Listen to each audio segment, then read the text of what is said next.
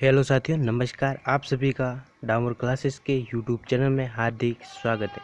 तो साथियों, आज हम बीएससी फर्स्ट ईयर की वनस्पति विज्ञान के पेपर नंबर फर्स्ट के मोस्ट इम्पोर्टेंट क्वेश्चन में लेके आ चुका हूं, जो कि बीएससी फर्स्ट ईयर की वनस्पति विज्ञान का यह सेकंड वीडियो। मैंने 1 से 50 तक क्वेश्चन पहले वीडियो में करवा चुका। आज हम क्वेश्चन नंबर 51 से शुरू करेंगे और बहुत क्वेश्चन मैं आपको कराएंगे, तो मेरे से जुड़े रहिए। चलो क्वेश्चन की शुरुआत करते हैं। क्वेश्चन नंबर 51 है कि प्लाज्मा झिल्ली के 2 आणविक मॉडलों के नाम लिखिए। तो पहला तो है रॉबर्टसन का इकाई कला मॉडल, दूसरा है सिंगर तथा निकोलसन का तरल मोजेक मॉडल। क्वेश्चन नंबर 52 है कि रिक्तिकाओं के 2 कार्य लिखिए। तो रिक्तियों का पहला कार्य, रिक्तिकाओं को कोशिका का डस्टबिन कहते हैं। ये परासरण द्वारा कोशिका को स्फीत बनाए रखती है। क्वेश्चन नंबर 53 के केंद्रीय आलू अनुसंधान संस्थान एवं धान अनुसंधान केंद्र कहाँ पर स्थित है। तो केंद्रीय आलू अनुसंधान संस्थान तो शिमला हिमाचल प्रदेश में स्थित है। धान अनुसंधान केंद्र जो कि कटक उड़ीसा में स्थित है। क्वेश्चन नंबर 54 कि गेहूं की किन्हीं 2 नई किस्मों के नाम लिखिए। तो राज 911 गेहूं की नई किस्म है। शरबती सोनाटा गेहूं की एक नई किस्म है। क्वेश्चन नंबर 55 के अंतः प्रजनन अवनमन क्या है। अंतः प्रजनन के कारण पौधों में जीवन क्षमता या ओज में कमी आती है। इस प्रक्रिया को अंतः प्रजनन अवनमन कहते हैं। मतलब पौधों में जीवन क्षमता या ओज में कमी आना क्या कहलाता है, अंतः प्रजनन अवनमन कहलाता है। क्वेश्चन नंबर 56 बता बोल रहा है कि युग्म विकल्प की परिभाषा लिखिए। तो किसी प्राणी या पादप में एक रोग को नियंत्रित या अभिव्यक्त करने वाले जीन के 2 विपर्यासी समरूपों को युग्म विकल्पी कहते हैं। मान लो कि कोई भी पादप हो, उसके एक रोग को नियंत्रित या अभिव्यक्त करने वाले 2 जीनों को विपर्यासी समरूप को क्या है, युग्म विकल्पी कहते हैं। क्वेश्चन नंबर 57 है कि अंतःप्रदवी जालिका कितने प्रकार की होती है, नाम लिखिए। तो अंतःप्रदवी जालिका 2 प्रकार की होती है। पहली तो है अकणिकीय अंतःप्रदवी जालिका, दूसरी है कणिकामय अंतःप्रदवी जालिका। क्वेश्चन नंबर 58 अपने को पूछ रहा है कि गोल्जीकाई उपकरण किन रचनाओं से मिलकर बना होता है। तो एक तो शिस्टनी से, दूसरा संक्रमण पुटिकाई से, तीसरा श्रवण पुटिकाई से, चौथा बड़े आशय या धान्य से मिलकर गोल्जीकाई उपकरण बना होता है। क्वेश्चन नंबर 59 गोल्जीकाई के 2 प्रमुख कार्य लिखिए। तो गोल्जीकाई के प्रमुख 2 कार्य, एक तो है श्रवण, दूसरा है शुक्राणु के एक्रोसोम का निर्माण। क्वेश्चन नंबर 60 की ओर जाएंगे साथियों। देखिए क्वेश्चन नंबर 60 के गोल्जीकाई को सर्वप्रथम देखने वाला वैज्ञानिक कौन था। तो सर्वप्रथम गोल्जीकाई को जॉर्ज नामक ने सर्वप्रथम गोल्जीकाई को देखा था। क्वेश्चन नंबर 61 प्लाज्मिड मुख्यतः कितने प्रकार के होते हैं। तो प्लाज्मिड मुख्यतः 2 प्रकार के होते हैं। पहला तो है कोल प्लाज्मिड, दूसरा है प्रतिरोधी प्लाज्मिड। क्वेश्चन नंबर 62 प्लाज्मिड के 2 कार्य लिखिए। तो पुनर्योजित डीएनए के विकास में प्लाज्मिड की महत्वपूर्ण भूमिका है। प्लाज्मिड में कुछ महत्वपूर्ण जीन स्थित होते हैं जो औषधि प्रतिरोधी होते हैं। औषधि प्रतिरोधी होते हैं। क्वेश्चन नंबर 63 किन्हीं 2 केंद्रक ब्रह्मा जीनोम के नाम लिखिए। तो 2 केंद्रक Brahma genome mitochondrion DNA, chloroplast DNA. Question number 64 कोशिका में डीएनए सुधार की 2 विधियों के नाम लिखिए। तो कोशिका में जो डीएनए सुधार की 2 विधियां है वो है, एक तो है कर्तन सुधार, दूसरी है एसओएस सुधार। क्वेश्चन नंबर 65 डीएनए की क्षति क्या है। तो वातावरणीय कारकों या अन्य कारकों से उत्पन्न डीएनए में जो कमी पैदा होती है उसे डीएनए की क्षति कहते हैं। मतलब जो कि इन्वायरमेंट कारकों या अन्य कारणों से उत्पन्न डीएनए में जो कमी पैदा होती है उसे डीएनए की क्षति कहते हैं। क्वेश्चन नंबर 66 फल मक्खी में उत्परिवर्तन की पहचान की 2 विधियों के नाम लिखिए।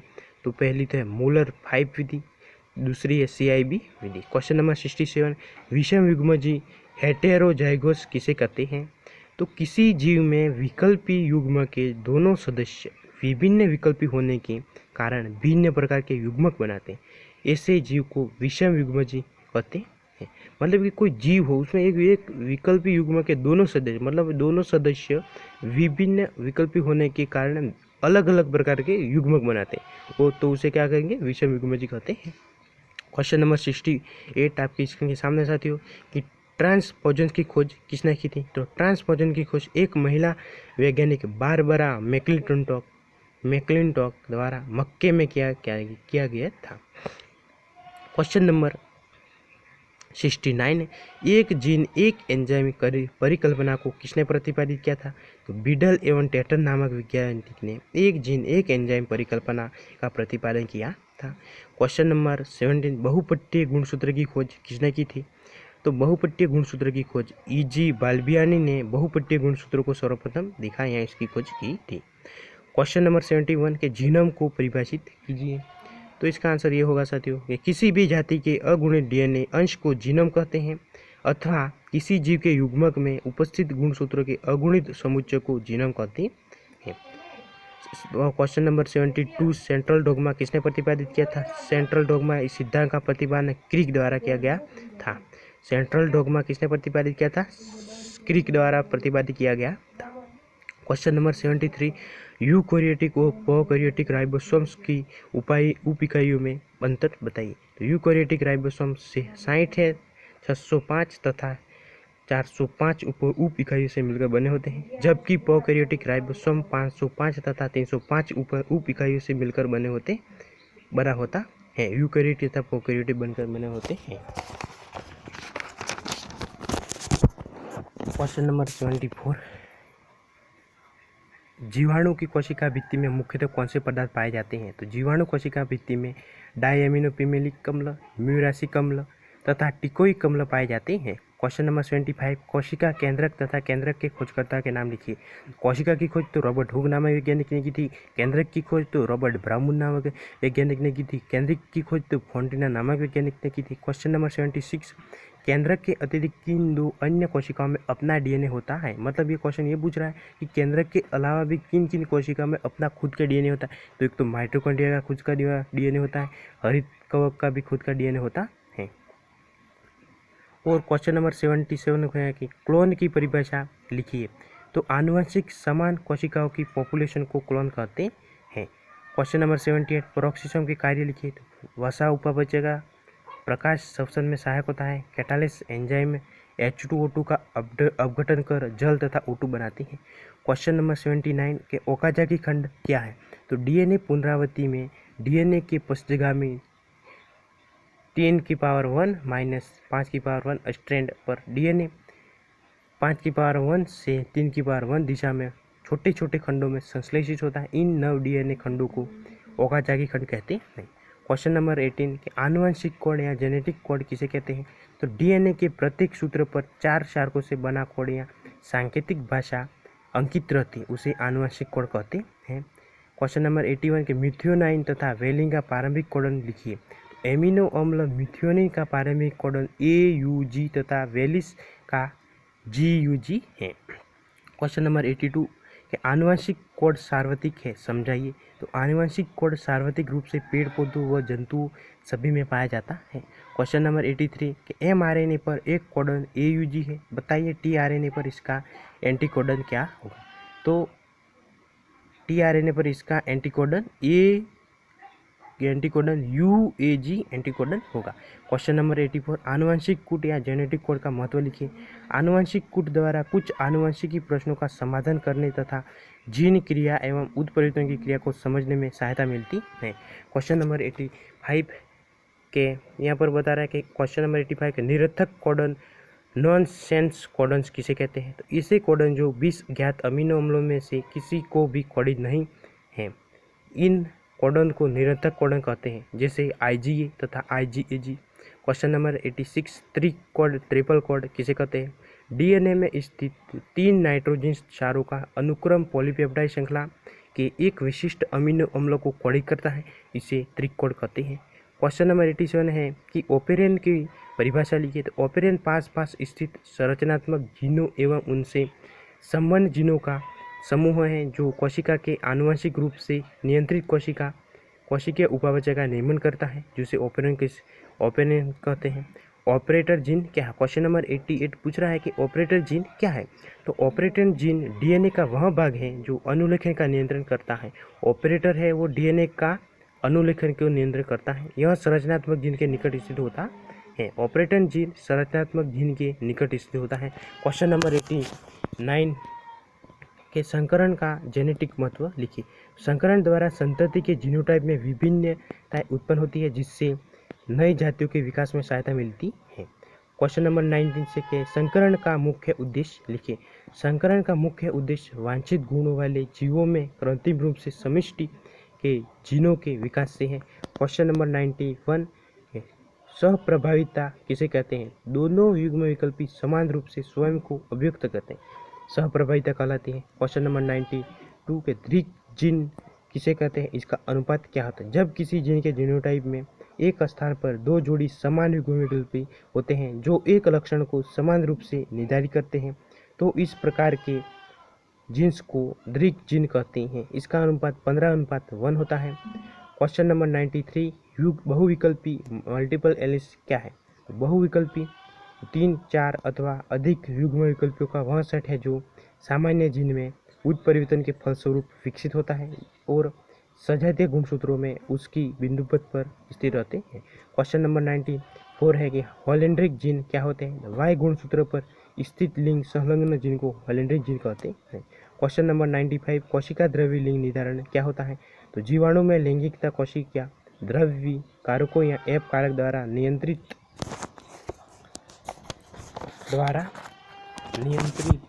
होती है। नर या मादा कोशिकाओं में, यहाँ पर बता रहा है आपको आंसर, होती है। नर या मादा कोशिकाओं में उर्वरता कारक F+ तथा मादा या ग्राही कोशिकाओं को F- द्वारा प्रदर्शित करते हैं। क्वेश्चन नंबर 96 है कि लिंग गुणसूत्र किसे कहते हैं? तो प्राणियों में नर तथा मादा लक्षणों का निर्धारण करने वाले गुणसूत्रों को लिंग गुणसूत्र कहते हैं। नर तथा मादा में लिंग गुणसूत्र में अंतर पाया जाता है।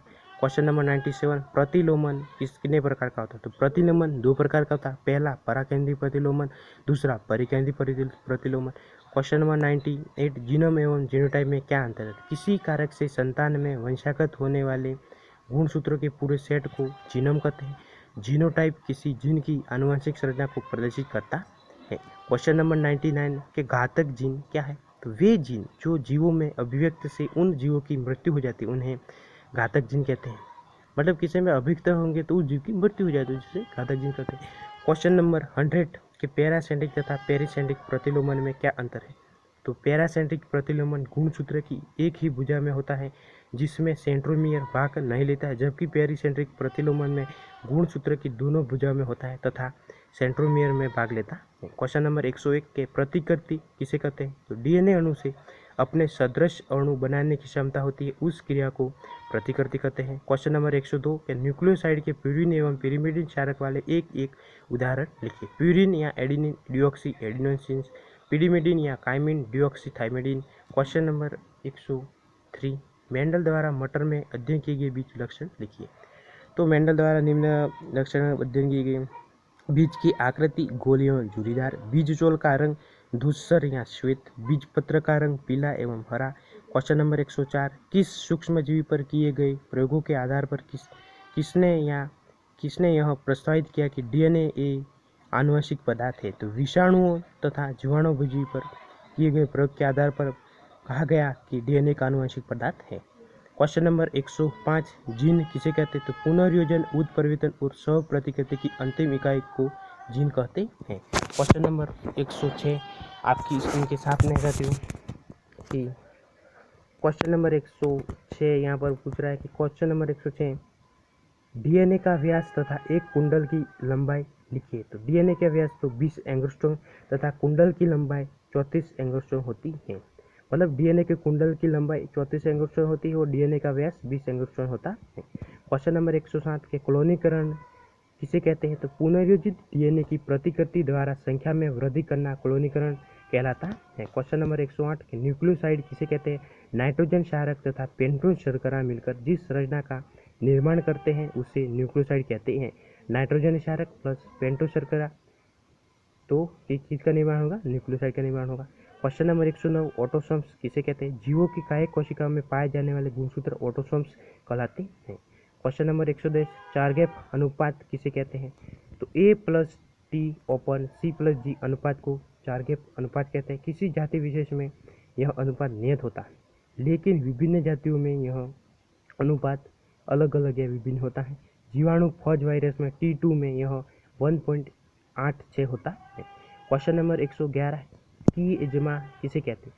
तो अर्धसूत्री विभाजन में टेट्रा निर्माण के समय सजातीय क्रोमेटिड्स द्वारा बनी आकृति को किएजमा कहते हैं। क्वेश्चन नंबर 112, चाउर-गॉफ का नियम क्या है? डीएनए के अणु का जल अपघटन करने पर पाया गया कि एडिनो डबल बॉन्ड थाइमिन तथा ग्वानिन डबल बॉन्ड साइटोसिन होता है। प्राकृतिक डीएनए से A/T का अनुपात I तथा G/C का अनुपात लगभग 1 होता है, तो उसे चारगॉफ का नियम कहते हैं। क्वेश्चन नंबर 113 के पराक्सीसोम के कार्य लिखिए। तो पराक्सीसोम के कार्य निम्नलिखित है। पराक्सीसोम का संबंध प्रकाश संश्लेषण से होता है। कैटालेज एंजाइम जो इन रचनाओं में पाया जाता है H2O2 का अपघटन कर H2O तथा O2 बनाता है। प्राणी कोशिकाओं में यह रचना वसा उपापचय का कार्य करती है। क्वेश्चन नंबर 114, सिग्मा कारक क्या होते हैं? सिग्मा कारक क्रोड एंजाइम के साथ जुड़कर आरएनए की संवहन को प्रारंभ करता है। अगर साथियों आप मेरे यूट्यूब चैनल पर नए हो तो चैनल को सब्सक्राइब जरूर कीजिए तथा वीडियो को लाइक कीजिए। अब हम क्वेश्चन नंबर 115 पर जाते हैं।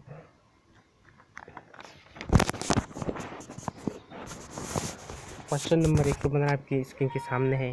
क्वेश्चन नंबर 115 यह पूछ रहा है कि विजातीय डीएनए किसे कहते हैं? तो वांछित जीन या सक्रिय डीएनए खंड को डीएनए सूत्र में से काटकर पृथक करना या अलग करना, यह खंड या संश्लेषित जीन विजातीय डीएनए कहलाता है। क्वेश्चन नंबर 116, प्लाज्मिड क्या है या प्लाज्मिड की परिभाषा लिखिए। लेडरबर्ग ने 1952 में जीवाणु कोशिका में मुख्य गुणसूत्र के अलावा भी अतिरिक्त गुणसूत्रीय आनुवंशिक रचना का अवलोकन किया, जिसे प्लाज्मिड नाम दिया। ये वलयाकार डीएनए के बने होते हैं तथा स्वतंत्र रूप से द्विगुण करते हैं। क्वेश्चन नंबर 117, मेसोसोम्स क्या होते हैं? अनेक जीवाणुओं में और विशेषता ग्राम पॉजिटिव जीवाणुओं में जीवद्रव्य कला अंतर्वलित होकर जो रचना बनाती है उसे मेसोसोम्स कहते हैं। यह माइटोकॉन्ड्रिया के अभाव में उनका कार्य करते हैं, जैसे क्रेब्स चक्र जिसमें अनेक श्वसन एंजाइम होते हैं। यह कोशिका भित्ति निर्माण तथा कोशिका ब्रह्मा पदार्थों के श्रवण में भी सहायक होते हैं। क्वेश्चन नंबर 118 कि लाइसोसोम्स के 2 कार्य लिखिए। लाइसोसोम के कार्य कोशिका विभाजन। लाइसोसोम का विखंडन माइटोसिस द शुरू करता है। गुणसूत्र विच्छेद। लाइसोसोम में डीऑक्सीराइबोन्यूक्लियेज डीएनएस एंजाइम पाया जाता है। यह गुणसूत्र विच्छेद का कार्य करता है। क्वेश्चन नंबर 119 डीएनए पुनरावृत्ति के लिए आवश्यक कोई 2 एंजाइम के नाम लिखिए। तो इसका आंसर है साथियों कि डीएनए पुनरावृत्ति के लिए आवश्यक 2 एंजाइम निम्नलिखित है। हेलिकेज, दूसरा है टोपो आइसोमेरेज। क्वेश्चन नंबर 120 क्लोन क्या है, परिभाषित कीजिए। तो पादपों का ऐसा समूह है जो पौधों से कायिक जनन द्वारा प्राप्त होता है, क्लोन कहलाता है। अंततः एक ही मात्र पादप से कायिक जनन या प्रवर्धन द्वारा प्राप्त पादप को क्लोन कहते हैं। क्लोन द्वारा नई किस्म के परिवर्धन को क्लोनीकरण कहते हैं। क्वेश्चन नंबर 121 कोशिका भित्ति के 4 कार्य लिखिए। मतलब कोशिका भित्ति के 4 कार्य बताइए। तो यह कोशिका का प्रतिकूल वातावरण से रक्षा करती है। कोशिका भित्ति कोशिका को एक निश्चित आकृति प्रदान करती है। कोशिका भित्ति कोशिका को यांत्रिक शक्ति प्रदान करती है। कोशिका भित्ति यह कोशिकाओं के मध्य विभिन्न पदार्थों का संवहन प्लाज्मोडेस्माटा द्वारा होता है। क्वेश्चन नंबर 122 को जाएंगे साथियों कि क्वेश्चन नंबर 122 बता रहा है आपको कि क्वेश्चन नंबर 122 के 80S राइबोसोम्स क्या होते हैं? 80S राइबोसोम सभी यूकैरियोटिक कोशिकाओं में बड़े राइबोसोम पाए जाते हैं जिनका अवसादन गुणांक 80S होता है। 80S राइबोसोम 2 उप इकाइयों 60S और 40S का बना होता है। 60S उप इकाई अंतःप्रदेश जालिका में से विशेष प्रोटीन राइबोफोरिन 1 एंड 2 की सहायता से जुड़ी होती है। क्वेश्चन नंबर 123 के जैविक कलाओं में पाए जाने वाले 2 ब्रह्मा प्रोटीन्स तथा 2 आंतरिक प्रोटीन के नाम बताइए। ब्रह्मा प्रोटीन्स के उदाहरण एस्पेक्टिन, एटीपी फेस। आंतरिक प्रोटीन के उदाहरण है रोडोप्सिन या cytochrome oxidase. Question number 124 plasma कला का तरल मोज़ेक मॉडल किसने प्रस्तुत किया? इस मॉडल की प्रमुख अवधारणा क्या है? तो प्लाज्मा कला का तरल मोज़ेक मॉडल सिंगर तथा निकोलसन नामक वैज्ञानिकों ने प्रस्तुत किया। इस मॉडल की प्रमुख अवधारणा लिपिड और आंतरिक प्रोटीन एक मोज़ेक अवस्था में पाई जाती है। जैविक कलाएं अर्ध तरल होती हैं। क्वेश्चन नंबर 125 के एक केंद्रक के 3 प्रमुख भागों के नाम लिखिए तथा क्वेश्चन नंबर 125 का सेकंड पूछ रहा है कि केंद्रक द्रव्य को परिभाषित कीजिए। तो पहला है क्वेश्चन एक केंद्रक के 3 प्रमुख भागों के नाम लिखिए। तो एक केंद्रक के 3 प्रमुख भाग निम्नलिखित है केंद्रक कला, केंद्रक और गुणसूत्र। क्वेश्चन नंबर केंद्रक द्रव्य को परिभाषित कीजिए। तो वह द्रव्य जिसमें केंद्रिक और गुणसूत्र डूबे हो जाते हैं और जो केंद्रक कला के अंदर बंद रहता है केंद्रक द्रव्य कहलाता है। क्वेश्चन नंबर 126 गुणसूत्र बिंदु सेंट्रोमियर की भिन्न भिन्न स्थिति के आधार पर गुणसूत्रों को क्या नाम दिया गया है? तो निम्नबद्ध नाम दिए गए अग्र बिंदु या गुणसूत्र बिंदु अंतस्थ, जिसको टीलोसेंट्रिक भी कहते हैं, उप मध्य केंद्रीय गुणसूत्र बिंदु उपांतिम या इसको सब मेटासिंक भी कहते हैं। क्वेश्चन नंबर 126 का तीसरा पॉइंट, मध्य केंद्रीय गुणसूत्र बिंदु मध्य में मेटासेंट्रिक भी कहा जाता है। क्वेश्चन नंबर 127 के सूत्र कणिकाओं माइटोकॉन्ड्रिया की उत्पत्ति से संबंधित 4 विचारधाराओं के नाम लिखिए। 4 विचारधारा निम्नलिखित है। कॉन्ड्रियम का स्वतः पुनरावर्तन, पूर्व सूत्र कणिका से उत्पत्ति, विभाजन अथवा मुकुलन द्वारा उत्पत्ति, केंद्रीय उत्पत्ति। क्वेश्चन नंबर 128 की ओर जाएंगे साथियों, तो देखिए क्वेश्चन नंबर 128 यहाँ पर बता रहा है काई के प्रवर्धित फसलों की उपयोगी फसलों के नाम लिखिए। कृषि के लिए अनेक उपयोगी फसलों में गन्ना, आलू, शक्करकंदी, अदरक, हल्दी, केला आदि जिनका प्रवर्धन कायिक विधियों द्वारा होता है। क्वेश्चन नंबर 129 नॉन मेंडेलीय वंशागति के महत्वपूर्ण लक्षणों को लिखिए। नॉन मेंडेलीय वंशागति के महत्वपूर्ण लक्षण निम्नलिखित है। वैधक्रोमंतर, पृथकीकरण का अभाव, कायिक पृथक्करण, मार्तक प्रभाव, अघक डीएनए से साहचर्य, केंद्रीय प्रत्यारोपण, गुणसूत्रीय स्थिति का अभाव। क्वेश्चन नंबर 130 हरित लवक डीएनए केंद्रीय डीएनए से किस प्रकार भिन्न होता है? हरित लव के डीएनए कम आणविक भार वाला तथा डीएनए क्षार संगठन वाला होता है। इसकी उत्पत्ति पूर्व स्थित हरित लवक डीएनए से होती है। क्वेश्चन नंबर 131 परिवर्तनशील तत्व क्या होते हैं? तो यह डीएनए के खंड है जिनमें जीनोम पर कई स्थानों पर निवेशित किया जा सकता है। क्वेश्चन नंबर 132 एकल सूत्री डीएनए किस जीव में पाया जाता है? ई कोलाई पर आक्रमण करने वाले जीवाणुभोजी फ्लाई इज इक्वल 174 में एकल सूत्री डीएनए पाया जाता है। क्वेश्चन नंबर 133 बीटल व टेटम के न्यूरोस्पोर कवक को चुनने के 2 कारण लिखिए। 2 कारण निम्नलिखित है। इसका जीवन काल छोटा होता है, पादप का अगुणित होता है। क्वेश्चन नंबर 134 सवपेशित क्या है? वह जीवाणु जो अल्पतम कोश पदार्थ माध्यम पर वृद्धि नहीं कर सकते हैं एवं वृद्धि के लिए इनके पेश पदार्थ में कोई ना कोई जीव रसायन मिलाया जाता है, तभी यह वृद्धि कर सकते हैं, जो कि वर्ध पोषित कहलाते हैं। क्वेश्चन नंबर 135 न्यूरोस्पोर कौन से वर्ग का कवक है? तो न्यूरोस्पोर एस्कोमाइसिटीज वर्ग की कवक है। Question number 136 pink brain mould किसे कहते हैं? तो न्यूरोस्पोर क्रेसा। इसका आंसर है साथियों कि पिंक ब्रेन मोल्स किसे कहते हैं? तो न्यूरोस्पोरा क्रेसा नामक कवक पिंक ब्रेन मोल्ड कहलाती है। इसका कवक जाल शाखित पदयुक्त कवक तंतु का बना होता है। वायवीय तंतु गुलाबी रंग का कवक जाल निर्मित करते हैं। गुलाबी रंग इसके शाखित कैनेडीय घरों में श्रृंखला में उपस्थित अंडाकार कॉनिडिया के कारण होता है, इसलिए इसे पिंक ब्रेड मोल्ड कहते हैं। तो साथियों कल मैं क्वेश्चन नंबर 137 से आगे क्वेश्चन करवाऊंगा। तब तक धन्यवाद और चैनल को जरूर सब्सक्राइब कीजिए और वीडियो को लाइक कीजिए तथा अपने दोस्तों के साथ भी शेयर कीजिए। Thank you.